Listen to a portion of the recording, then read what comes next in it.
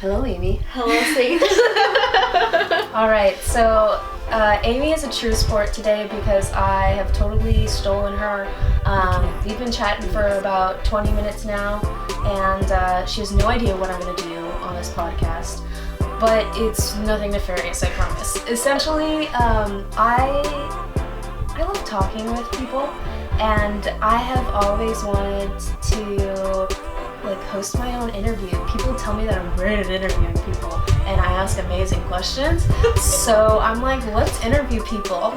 One thing that's really important to me though is that I don't necessarily want to,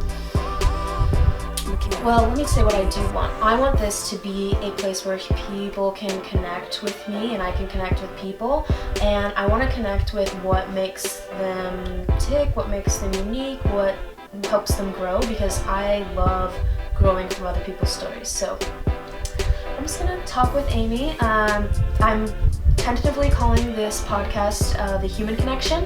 And if you have any ideas of what I can name a segment like this, please let me know in the comments below. And if you love this podcast, you know what to do. Give us a like, share it with your friends if you'd like as well. And if you would like to be interviewed, you can also let me know, because I'm down to talk to whoever. You ain't gotta be anybody special or nothing like that. You're special to me. Yeah, exactly. You are the universe's greatest energy. You're special to us. Mm-hmm. All right, ask away. Okay. I center myself here. Okay, Amy. How are you feeling right now? Feeling good. Very chill. I had a very beautiful morning, so I'm very grounded. Grounded? Mm-hmm. I have a question for you. So I not feel grounded very often. Working on it. What does being grounded feel like to you? Clear. Like, my mind isn't busy and there's like these random thoughts happening. When I feel grounded, it's very like I'm here with you on this podcast recording. There's nothing else going on that's important. Mm-hmm. It's literally this moment right now. And to me, that's grounded. Do you feel that, is that something that you've cultivated recently, or have you always been grounded? No, I have not always been grounded. There was a period where I was always in my head, and I was constantly making mistakes, getting hurt, overthinking things, stressed, depressed. So I was not. It took a while to get here, but it's been worth the journey. Just knowing there's a big difference between being grounded and being not grounded. How did you, when you say it was a big journey, were there particular steps that you took, or did you just set an intention to ground and then try different things? So it kind of just happened. I never really had an intention to ground myself. Sounds funny, but essentially, I wasn't happy. I wasn't happy with who I was. I wasn't happy with where my life was going. And so I made a change.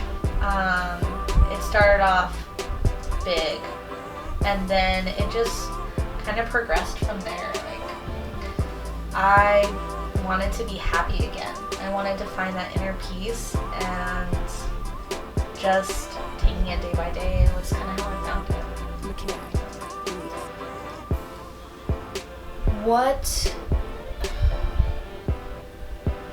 The question, when I'm thinking about my relationship with grounding, I kind of wonder if there was ever a time in my life where I was grounded.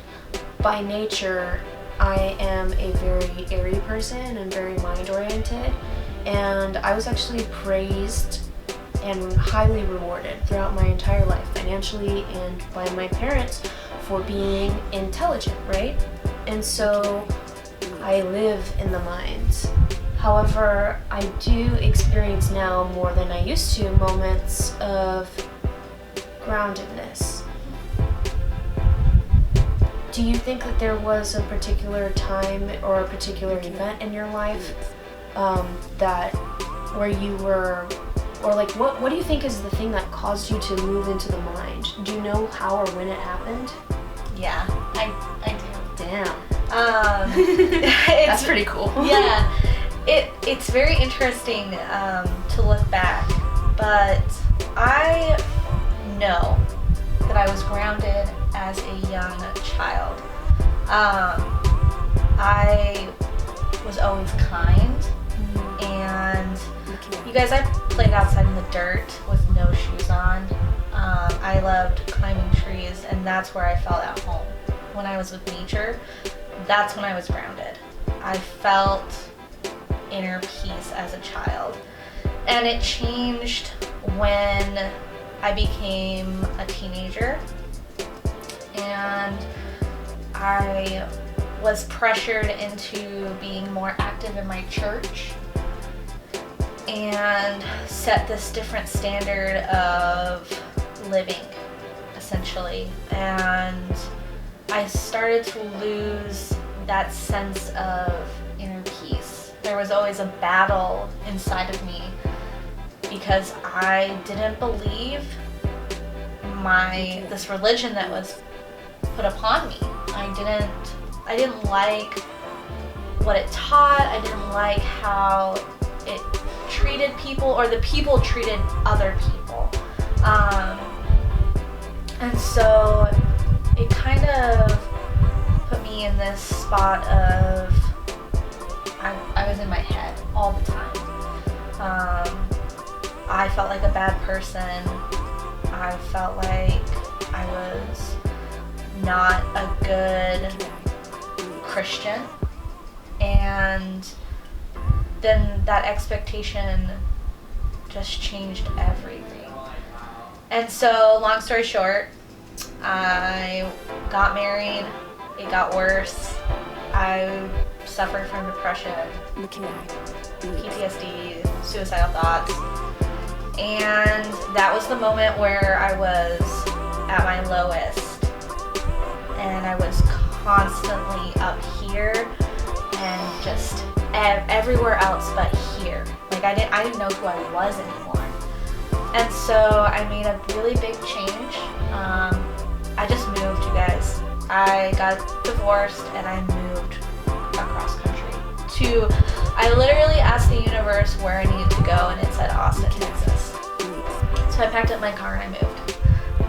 From there, I started meditating, doing yoga, went to therapy, and then this year, taking meat out, 3 years ago taking meat out, and then taking the Reiki classes and continuing to meditate every day for almost an hour. Dang. Yes, an hour of guided meditation. I have never felt more at home within myself than I do now. And so just finding that has been such a blessing. And so I think when you find who you are inside, you can ground yourself to the universe, to Mother Earth, to your spirit. Right. So you talked about a number of things that I want to talk about. Two things that I want to take away from that is like knowing who you are as a spirit and not as a human body, as a set of thoughts and personality, as ego. And the second thing I want to talk about is the church and your relationship to Jesus, because I think that we have a similar relationship with Jesus in that I was raised in the church, she was raised in the church, and I don't want to speak for you, I looked up to Jesus when I was in the church, and I still look up to Jesus. In fact, one of my greatest aspirations in life is to embody many of the characteristics and do a lot of the things that he did. And so I was wondering if you could talk a little bit about your relationship with Jesus. Of course. So growing up, I feared him. I I feared God. And it wasn't until who I am today that I no longer fear him. I love him. Whomever God is, he is an entity, and he brought Jesus down. And doing some research, you know, to me, I don't think Jesus is someone to worship. I think Jesus is someone to inspire to be. He was able to come down to this earth in a human form and find this true inner peace of forgiveness and love, and I honestly believe that he and Buddha met and they taught each other this enlightenment. And then because Jesus sacrificed himself for people, he was able to transcend into this new embodiment, this new energy that is absolutely amazing. But to heal the sick and to love everyone, that to me is so beautiful in itself. And I want to be just like him. I want to love everyone. I want to forgive everyone. I want to protect the people that need help. And I don't want to just stand by and be persecuted for something that's so materialistic. And he was just such a beautiful entity, such a light within this world, and I think we need more people like that. I hear you. My relationship or my understanding of Jesus is similar in that I aspire to the things that he did. And I think throughout my life I've always flirted with some of the things that he has done. For example, I spent some time being homeless in Austin, Texas, purposefully, intentionally, and that was the clearest I've ever been, which is pretty scary, because it makes me think, like, what is the stuff that we are told to have? And why is it that when I have it I feel darker than I've ever had? And then when I have nothing, when I take it all away, I am alive. So I think that kind of, for me, answers the question of why Jesus can always be found where the lepers and the lame are. And I think that one thing that you said that I identify with is like the wanting to be like Jesus. Something that I try to remember is that I am already I already am just as good as Jesus. And I know you may be thinking, like, well, it's not an ego thing. It's truly the spirit that I am is exactly equal to every single other spirit on the planet. And I know that not as a concept. I actually have direct knowledge of that, and for that I'm extremely thankful. Yeah. Because there have been times in my life where I've been able to separate, or at least focus only on my spirit and experience myself as a spirit, and I am so full of joy. I am so full of like energy and like excitement and zest for life. And then I'm here in the 3D in a body with thoughts, and I'm like, what is covering that up? Because I know I'm still here. Yeah. So uncovering that is the process, right? But I am, at my core, I already possess those qualities. So that's the Jesus thing. In terms of knowing yourself, do you have direct knowledge of yourself? The more that I meditate and look within, yes. I know that I have lived a lot of lives. I do believe in reincarnation, and that, one time I was a plant, and I can feel that. I can feel that at one time I was a ladybug. I have so much love for them, and bees. I love bees. So just having like that understanding of who I am I've been able to continue on this journey of a higher vibration and having compassion.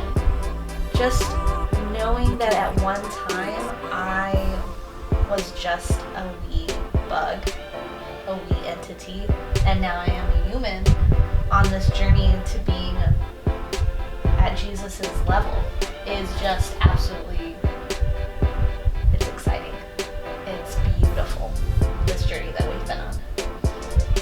So I want to wrap things up by asking you a question about kind of like a more fun question about the future and psychic powers. Ooh. So one of the things that excites me most about the spiritual journey is the idea that I might one day be able to have psychic powers. And I never really thought that I would be into that, but hey, I'm into it. What do you think about psychic powers? Do you have any? And if you could develop them, what steps would you take? So, right now I'm going through an experience where I'm able to start, I can see auras and vibrations again. And I say again because when I was younger I could see those things. But teenage years, religion, anger, frustration, the universe had, like, I buried that deep down inside.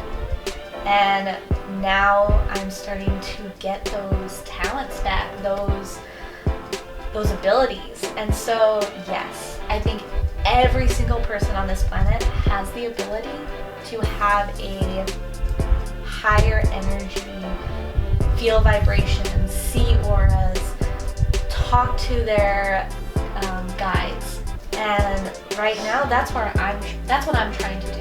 Is I want to meet my guide. I want to have conversations with them. I want to learn how to astral project and be able to visit higher entities. I truly believe there's so much that we can learn by connecting with our spirit guide, and there's nothing stopping me except my ego and being so concerned about what other people have to say that it's up to me. And that's what I'm practicing right now, is letting go of that ego, letting go of that fear of being one with the universe, and accepting everything that is given to me. Yes, ego is the block. I don't block is such a concept. I imagine it as like a dense shell around me that is like slowly it's like crumbling around me, right? But it's taking some time. Sometimes the pieces come back and I'll let go of it again. But yes, ego is the block, right? And in terms of astral projecting, when you said that, I was like, I was affirming in my mind that I don't have any psychic powers currently, and yet I astral project all the time. That's actually how I have direct knowledge of myself, is through my astral projections. However, I don't have any level of control over where I go, and I'm not very focused because I don't meditate. So, if I could get, gosh, I never even thought about psychic powers really. I would love, I don't know what goals I have around psychic powers. I would be curious to hear from my guides. Every once in a while, just really like, what do you think about this? I know some people talk with their guides about everything, like every little thing. And I think that I would be interested in some Vishuddha stuff, so like throat chakra things. Like Sadhguru says that Jesus was high in Vishuddha energy. That's why he could walk on water and things like that and perform miracles. And I understand that these things come with an enormous responsibility, so I want them to come when it is time, but I would love to navigate our plane with more ease, but I don't know why, and I can't I think it would just be for the joy of doing so, because I don't have any particular agenda with that. I don't either. My goal is strictly to find, and when I started this journey, it was to find inner peace. That was it. I just didn't want to be angry anymore. And I didn't like the feeling of hating people, hating others. And by going on this journey, I've learned to forgive a lot of people that have hurt me. And not just mentally, but physically and emotionally. And, being able to let that go and love them because they are me. The people that I was mad at, they are me. I am them. So by being mad at them, I am mad at within myself. And this journey has just, because I love everyone and everything, I truly love myself now. And that has been a beautiful adventure. What's your sign? You're a Capricorn? She's taking the opposite approach of what I'm taking. I'm an Aries, so I'm like, I gotta love myself first. She's like, I love everybody else, and that taught me to love myself. I'm like, no, I'm doing me first. Let's get this out of the way. I'm just kidding. Well, thank you so much for taking the time to chat with me. Of course, anytime. So that's first episode of the Human Connection. I get to connect with Amy. If you're interested in talking with me, chatting with me, or anything, drop me a line. I'd love to get you on a Zoom call or get you in the studio. So thanks y'all for watching, and I'll see you next time. Bye. See you next time.